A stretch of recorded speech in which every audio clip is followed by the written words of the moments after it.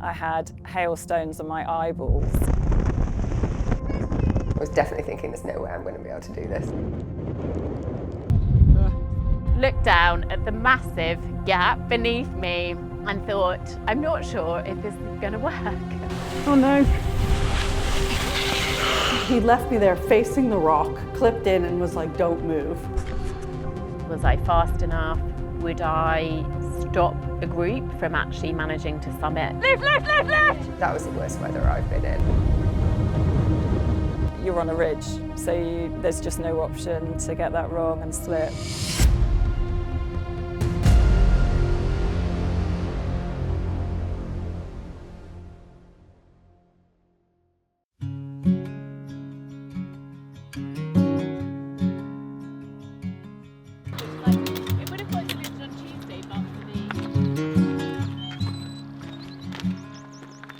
Oh, I had no relationship with mountains whatsoever.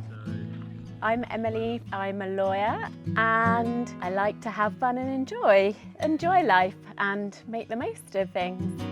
So, I'm just like gun ho. I'm Natalie, I am 45 and I'm a lawyer. If the words had never been mentioned to me, I wouldn't have put myself forward voluntarily because I just wouldn't have thought it possible. So my name is Marissa. I'm now 50 years old, was 49 when we started this journey. I am an investment analyst. How you doing, Marissa? All right? Yeah. Oh, good, thanks. Well, my relationship spans many years, but I'm from California, and so my relationship with mountains started from an early age. As a Girl Scout, we used to go camping and hiking all the time. Yeah, really good. My happy spot. Mountains. It's like crazy hair. So, hi, I'm Emma. I'm 39 years old and I work in risk and strategy for an energy company. So I didn't do the first one because I was climbing. I was just doing I was rock climbing in Devon, I think. I felt like a child, I felt really free. Do not do that. Seeing the really beautiful horses at the bottom of the field was like an amazing sort of break in the action. What have you done? I fell in a bog. When we got down to the bottom of the valley and then we were gonna have to start climbing back up and you're fatigued already. It was the first sort of mental challenge. What's hurting most right now? Probably my wrists and feet. What are we craving right now? Oh, my lasagna that's back in the car, which is very handy. Oh, is it in a cool bag? No. If you fast forwarded yourself to Mont Blanc, do you think you could summit? Oh, of course. We're there.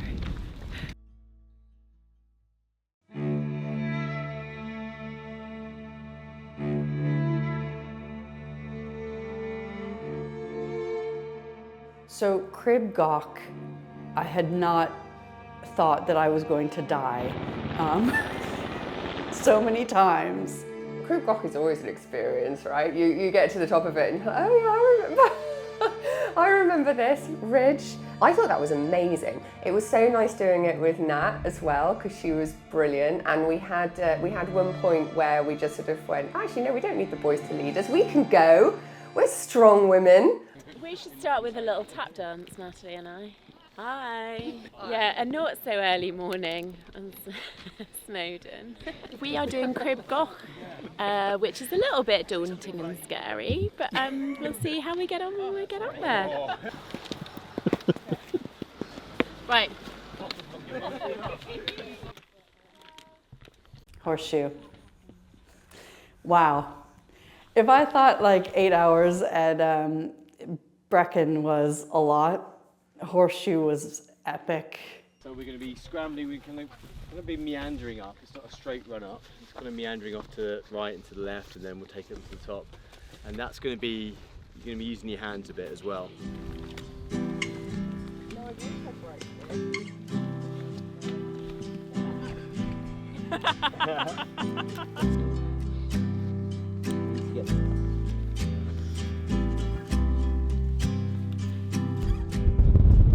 approached Crib Goch knowing that it was a biggie and that it was going to challenge me. But gradually, as we got to the top of it, I felt really confident in my footing. How are we enjoying scrambling? I'm so happy. It's amazing. It's like a playground. Are we excited to climb that? We're very excited to climb that. Totally stoked. I think it should be I hadn't really done any scrambling ever. So the first time scrambling Crib Goch, this is mad, right?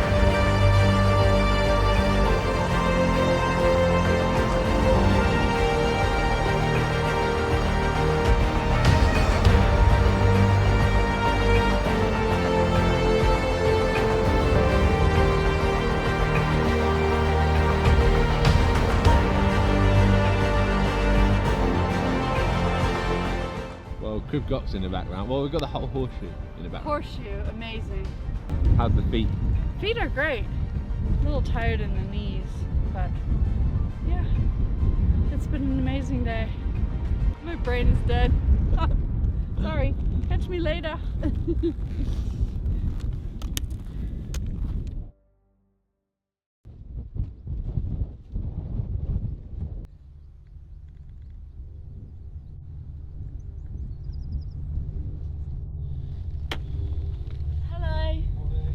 Good morning. Good morning. Yeah, great. Yeah, ready to go. I didn't. I know.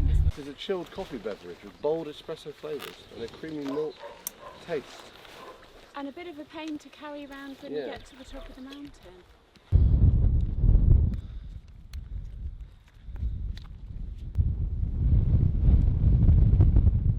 We'd got really close by then. I think you can go from being a stranger with somebody to feeling like you're sort of on the edge of their family. After 7 hours of talking about, you know, their life, things coming up for them.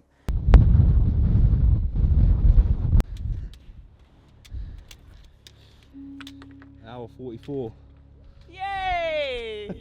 We knocked 15 minutes off. Yay! Are you very happy with that? Me too. Emily, go right a little bit and the entrance is here. Well done. Yeah, Ben was rushing me up there. It's like, no stopping, no stopping. We started here, and then we've walked up an undefined path. Now we're going to follow this round and go. Off to the next one. You're gone, here we go. Which? I think in some ways I could tell I was getting stronger.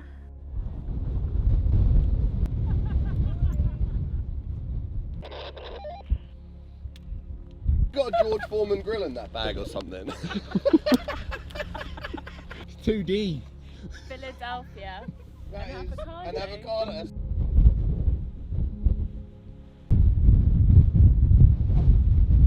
Nat and I decided that we were just going to leg it up Trifan at the last minute, and we just kind of went for it, and Nat was eating her soup as she was walking up or something. I think I really liked the way we ended up approaching Trifan because it was under a little bit of time pressure. We just had to really go for it, not overthink it, and it had just started to rain. The longer we were on the mountain, the slipperier the rocks were getting. There we go, Trifan. And it had been a long day as well, so that was, I think it was good though. It gave us insight into the slog required in big mountains, which I'm sure was the intention, but it definitely hit the mark.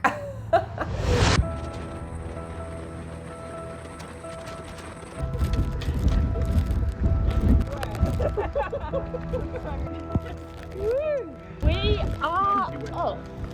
I've got my latte. We are starting the Welsh 2000. I've never started hiking at 9 o'clock at night when usually I'd be getting my cocoa and going to bed. That was an experience. It was another level. I mean, going up a mountain at speed, in the dark.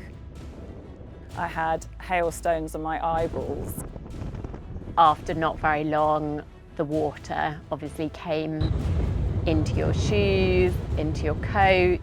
The prospect of walking through the night was quite daunting. I really struggled. I spent more time on the fence, I think, and I think you spent more time hauling me off the fence than I actually did walking up the hill for that first bit. I was definitely thinking, there's no way I'm going to be able to do this. So yeah, it was pretty cold and wet and very poor visibility. That was the worst weather I've been in.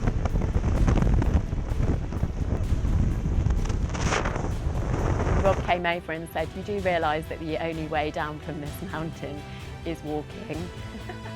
And I paused and said, yes, I know. This is Bold Grass, 914 metres, first peak. How long is it like this tour? Dunno, can't see. How's everyone feeling? Dream. Let's keep moving. Seriously, do we think this is the path? Yes. There you go. 7 hours, 55, 20. Sometimes you've just got to do it for the plot, right? So a week before, I thought, I know, I shall just go out and just remind myself how to climb in big boots and stuff like that, which I did epically when I was just reminding myself how to abseil while standing on the floor in a safe fashion. I tripped and happened to fall on my back, fracture my sacrum and dislocate my coccyx, which wasn't ideal. It wasn't the optimum outcome that I was hoping for. And when I found out she wasn't able to travel because she'd injured herself really badly, obviously I was really sad for her. I had imagined her and I summiting attached to a rope together.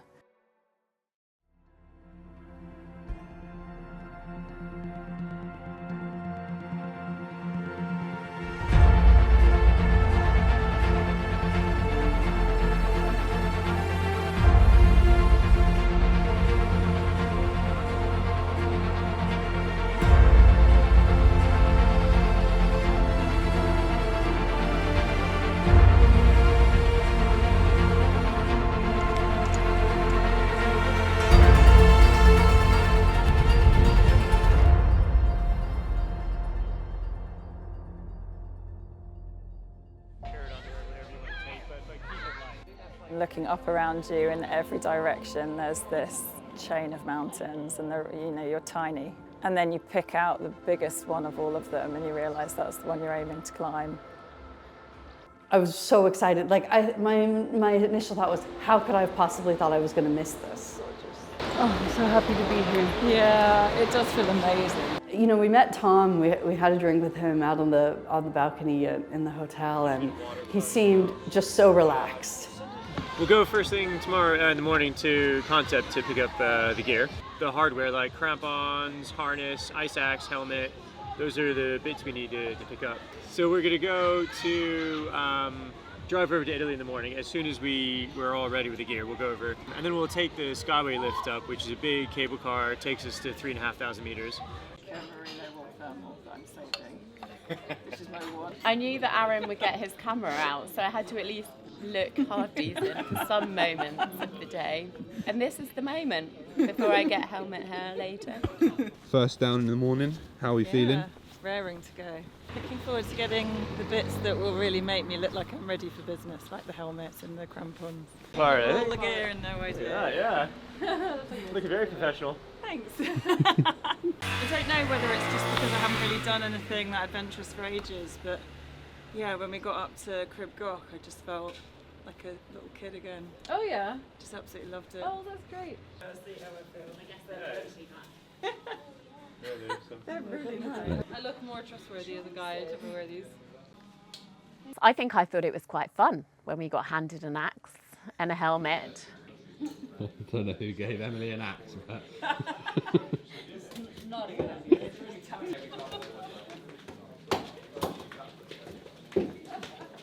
Are we doing great? Yeah. I love that you've still got your helmet on.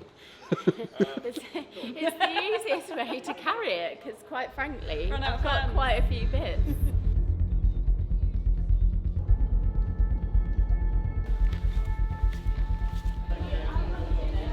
And there's like a slightly more orange coloured diamond to the right. Yeah. For 3 months Let's learn from of last time. Obviously, really grueling training. let's not have any last minute And rushes. that- Always have a blast with Good me. preparation. No, let's just say it's very big and it's so out of. And yeah, that was just super cool, getting all the helmet, the axe, the crampons, and just knowing that, you know, I'd never used any of this stuff, so what was coming next?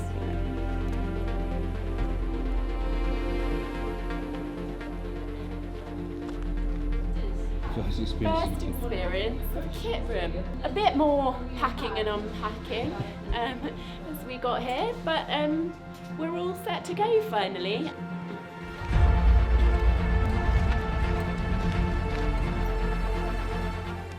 Figuring out how to get the crampons on, like with all your gear, was a bit of a challenge. Challenging, Yeah. yeah. But they fit really nicely, so I don't feel like they're separate from the boot now. What's the mission today, Tom? We are having a little prep and test for Mont Blanc. We're gonna see how the girls are doing with their crampons and do a little ridge scrambling. Weather is pretty good. It's a nice day to be up here. We have to make it back to the hut for dinner time. Hopefully bring everybody back. It feels like your mental learning curve is actually as steep as your physical learning curve sometimes. Like, he's going to show you how to put the crampons on once, and he's going to show you what the appropriate drag in the rope is once, and actually then you're off and you're responsible for your own kit, you're responsible for your impact on the safety of other people.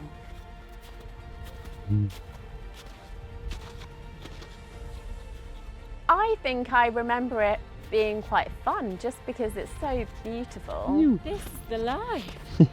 I loved it. We did the ice axe training, which involved throwing yourself down a slope and then seeing if you could stop yourself with the ice axe. And it was really good fun. I mean, it was really good fun. Yay! At that point you realize, like, it's not easy.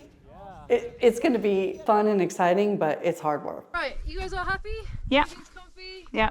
Yeah, so we went up the Bravery, roped up. It's a different sort of skill, keeping going, finding your hand and foot holds quickly. And you could tell that they were trying to see how far we would push ourselves and what our reaction to some of these exposures would be.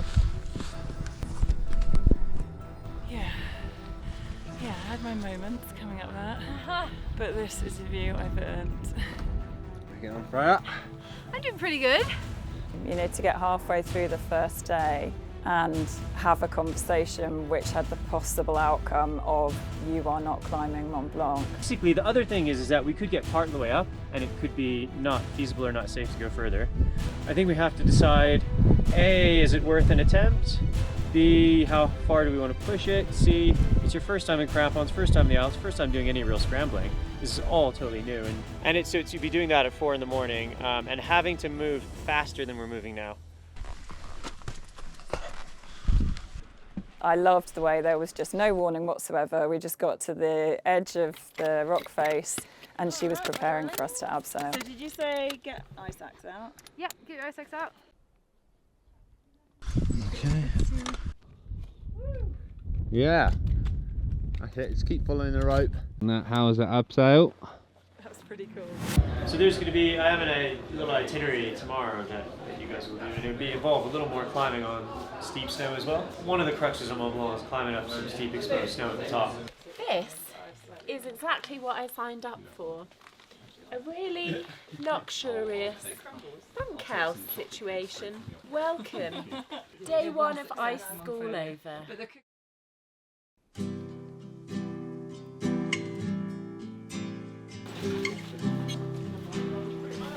Yeah, quite excited. I quite like a little bit of an ice adventure. So, yeah, let's see. A bit more of a scramble. It's different doing it with zero sleep and altitude, but yeah, it's good. That was really good fun, being roped up with Emily. We did some really cool terrain, faced with a number of crevasses. Here is the crevasse. Given another curveball, which for us was summiting with crampons. 2 meters apart. So when she moved her foot, I had to be ready to put my hand there. And there was an awful moment where I put a foot back down on top of Natalie's hand. Oh, lift! Yeah, it was pretty intense. I think we were really put through our paces, and I don't think I realised that they were actually testing us as much as they were.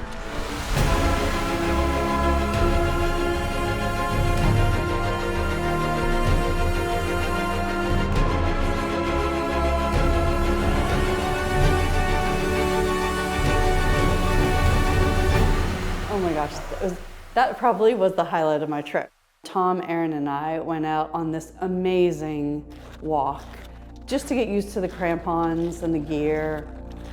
But we had like the best glacier snow ever. Fresh tracks, like nobody was out there.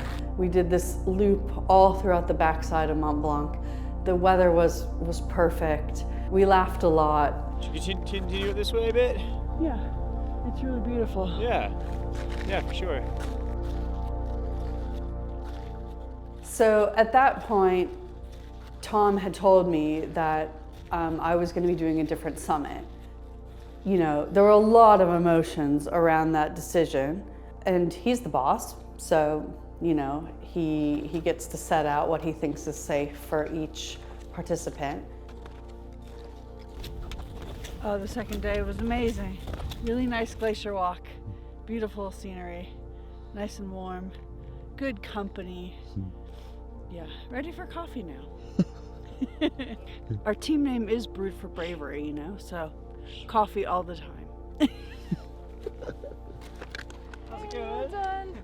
All right. The steep was very steep.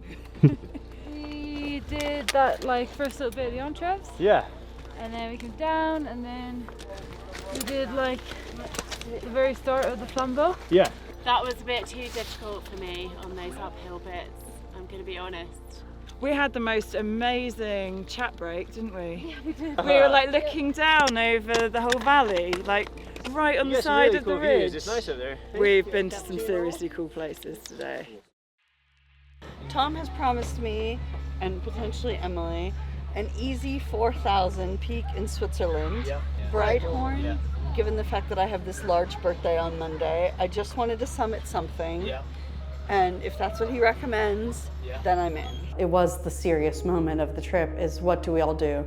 We have 2 guides, we have 3 people, you know, how are we gonna make this work? And I guess my other reflection at that stage was that we'd come on such a journey and learnt so much that actually for me, I didn't need to climb Mont Blanc. It had been an epic journey and an epic experience, and that was enough for me. I think it's more than most people actually ever get to do in their lives. So I took the difficult decision of having to break that news and go for the easier climb. I felt quite upset that the group was being split because I had signed up to do this great thing with a team of ladies that I'd become really close to. I think it was described as a marginal chance that I could possibly summit Mont Blanc on my own. It wasn't a completely straightforward decision, but of course, after I'd thought about it for a while, I thought, well, look, if the opportunity is there, even if it's small, I have to try. I know that I'm not going to enjoy 3 hours of trudging uphill in snow, but We don't do it for that bit. there's a marginal chance, so I have to do it. When I've said in the past it's a mental game, it is a mental game because you've got physically nothing left and everything hurts. So we're going to do that then. 2 bright horns and a Mont Blanc. I'm scared. 6 months of preparation for this. Today's the day. Got your coffee though? Yep, coffee, huge cookie for up the mountain. And today is the day we start. At least I know I can achieve today because it's the short walk to the hut. You know, there's the chance of something amazing, and I hope I can do it. Trying to fit the last essentials in. Climb, what are the thoughts going to go through your head to keep you going? Thoughts from my kids. Toby says, think of how proud you'll feel at the top. Annabelle said, you can do this, dude.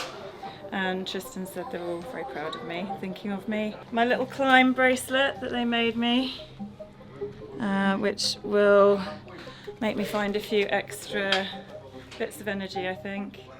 And also the fact that everything has led to this. We'll be there for you. We'll be waiting. Yeah. You looking forward to yours? I am actually, yeah, and I'm happy. I think ours is obviously going to be a nicer summit and probably something that's quite achievable to us, which is what I'm looking forward to. But yeah, it's been an amazing journey regardless of anything, and we've learned so many new skills, haven't we, Natalie, that will be memories forever. How's it going? Hey, well, the whole team here to see you off? Yes. Being on time? Yeah, I was early. I want you to know I was early. See you on Saturday. More than 3 hours from Tetrousse to Goûter. So the plan was the Goûter route, and day one consisted of this steep hike with mountain goats and sort of a classic orange landscape, very hot, carrying our heaviest boots and equipment because obviously we're walking in our lightest stuff at that point. And then to stay at the first hut, which was at 3,700 metres, the Tetrousse. Because I am still trying to persuade this guide that I can climb this mountain. See you tomorrow. See you on the other side. I mean, a lot of the talk in the Tetrousse is about this one couloir. It's all people are talking about and monitoring. And you can occasionally hear the sounds of rocks coming down this funnel.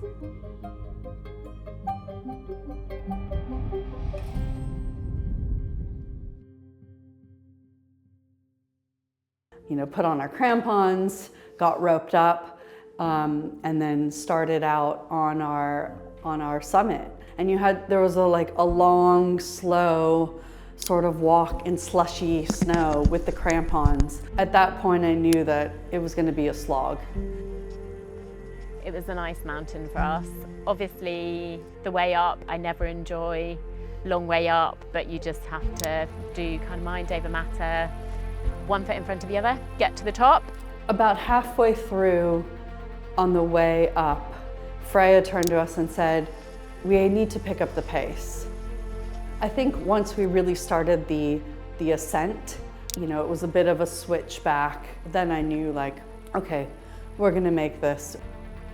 We'd achieved it, we got to the top and was pretty emotional because that was the end of our amazing 3 to 4 month journey, which was just different every weekend. So first of all, at over 4,000 meters, I could barely say anything. Like, it's, you know, that's intense. Looking out over all of Switzerland, into Italy, into France, the amazing view, bright blue skies. Wow, I hit this milestone and I'm so glad I pushed forward.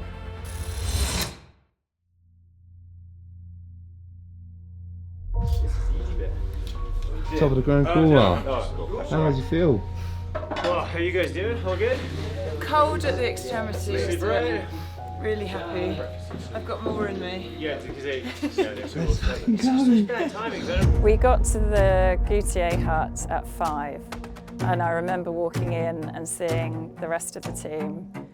Like starting out in the moonlight, it's just magical. I didn't sleep at all in the Tetrousse, so we got up and set off at 1, and it was beautiful. It was just scrambling by moonlight. Ice axe out, extra layers on, and set off again. Bring it on, I think this is going to come together. Almost at the top of the world to begin with, and you just saw this perfect snow and the sunrise and the colours, and I mean, it made it easy to just keep putting one foot in front of another. Obviously, as the hours wore on, you had to dig deep and find other ways of keeping going. And I just tried to make sure that I kept my steps going, even if they were really tiny. A deceptive approach with a false summit, which nearly crushed me at one point. I felt angry with the mountain because I think we all thought we were approaching the summit. Oh yeah, yeah. Absolutely shattered. There is no option to stop now. There's no way I would stop now.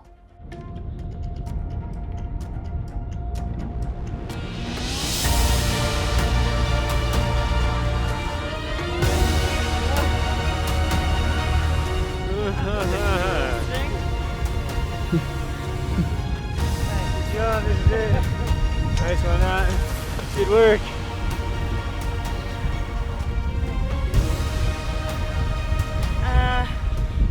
It was exhausting, and I think I've given it absolutely everything.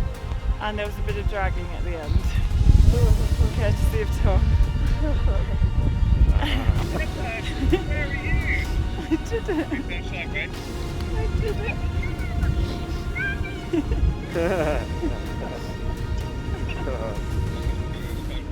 Mummy did it. Look, can you see? Look, you jumped up a miles away. Wow. Hi, Mummy. Oh my God, she's done it, Tristan. Look. I love you. Yeah, see you soon. Happy wedding anniversary. Happy anniversary. What a place for you to be to celebrate, hey? Yeah, exactly. And I don't see any of it as wasted effort. I had an absolute ball. I loved climbing with all of you guys. I love meeting the girls. I was absolutely delighted when Nat made it up, but also Marissa and Emily and the stuff that they did. Achieving new things, so much out there in life that you can do and you should sign up for. For me, this was something for me and brought Emily back again. I think that this experience really took everything from me to make it happen. There were a lot of doubts. Why am I doing this? But at the end of the day, I wanted to make myself proud and my family proud of me. It's just so important to keep that adventure alive. It makes me look at everything slightly differently, for the better. And a very average middle-aged mum from suburbia on the top of the world.